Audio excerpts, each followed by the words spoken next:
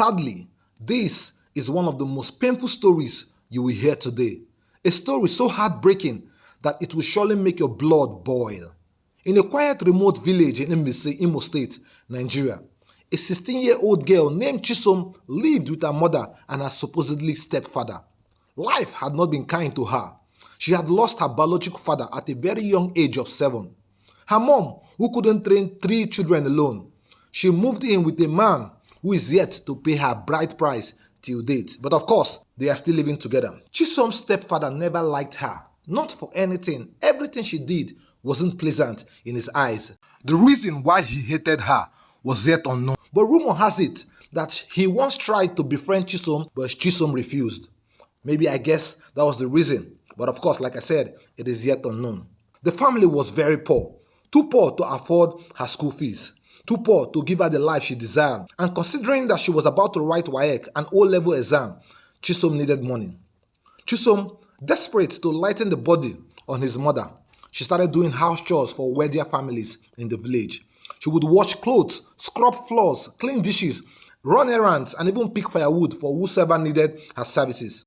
Anything to earn a living to keep herself afloat while saving for her exams. On July 17, 2024, Chisom was hired to clean the house of Madam Nkechi, a well-known woman in the village, not because of her wealth, but for her no-nonsense attitude. She was a policewoman, a force to be feared, a woman who carried herself with the authority of a deity. That fateful day, Chisom arrived at Madam Nkechi's house. She greeted the gateman and walked in. She worked tirelessly, scrubbing the tiles, floor, dusting the windows, cleaned the fridge, everything you could think of. She even washed the clothes Madam Nkechi had left in a heap. She did her job diligently, faithfully, innocently, as she has always done. And when she was done, she packed her things and left, heading home to a stepfather who never cared and to a mother who had already gone to work in a very distant farm. That evening, Madam Nkechi returned home. She stepped into her house. Everywhere was clean and sparkling.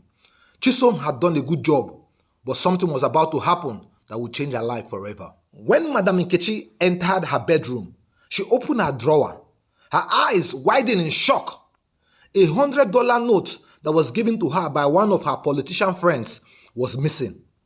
A rush of anger moved through her veins. She didn't even pause to think. She didn't search for the money.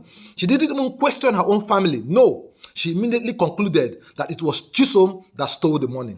Of course, it was the poor girl. It was her, a girl who had never seen that kind of money in her life before. The temptation must have been too big for her. It must be her. Anger and fury burned inside her, and without hesitation, she picked up her phone and dialed the numbers of 2 of her colleagues, fellow police officers. Oya, guys, meet me at that girl's house. She has stolen my dollars, and today she must confess. How dare she steal the money of a policewoman? How dare she? That night, the quietness of Chisom's compound was shattered by the screech of tires. Madam Nkechi arrived in a black Hilux, stepping out in her full regalia. 2 police officers followed her behind. Before Chisom could understand what was happening, hands grabbed her roughly, dragged her out of her house like a common criminal. "Where is my money?" Nkechi's voice was sharp, laced with venom. "I don't know what you're talking about," Chisom pleaded. Her voice was shaking. She was dumbfounded and confused. Before she knew it, a thunderous slap hit her. She staggered. Sadly, her stepfather, who had been drinking a palm wine nearby, stood up. Instead of asking what was wrong like a father should, he joined in the madness. "So you are a thief, Chisom. You have brought shame to this family," he shouted, raising his belt up. Before Chisom could explain, he joined in the beating, striking her mercilessly as tears streamed down her face. She begged, she pleaded, she cried out, but her words fell on deaf ears. "I did not take the money," she screamed. "I did not take this money. I did not." The officers couldn't hear any word. "Shut up," Nkechi backed. "Even your parents know you're a thief. How dare you? How dare you come into my house after I must have given you a good job? How dare you steal from me? How dare you steal from a police officer?" The officers forced her into a Hilux and drove off into the night. At the police station, justice did not wait for truth. There was no investigation whatsoever, no trial, only punishment. She was dragged out of the car, stripped down to her undershirt, and tied to a tree in the station compound as if she was a wild animal. Yes, you heard me right. She was tied to a tree. How can you tie an underage girl by a tree? What happened to locking her up inside a cell for the time being? But of course, these officers, young men in their early 20s, who were eager to please their superior boss, they did not listen. They whipped Chisom with wires, kicked her ribs, punched her stomach, all while demanding for a confession. Where is the money? At every question comes with a whip, and a whip. And she kept saying, I swear, I did not take it.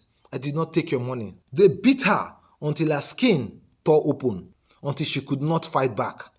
And when her body could no longer withstand the pain, she did the only thing she could do.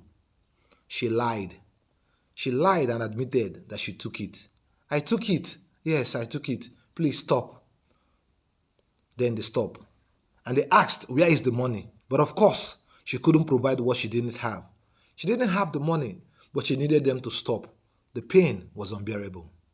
And so, out of frustration, they started beating her again. They beat her until them were even tired. I guess it dawned on them that it is very possible that she might not even be the person with the money, because they couldn't believe that this girl could take such pain, such beating, and yet couldn't tell them where the money was. So they didn't have any other option but to hand her back to Madam Nkechi. Madam Nkechi, seeing that the young girl had been mercilessly beaten, felt no remorse, nothing like the compassion a mother should have.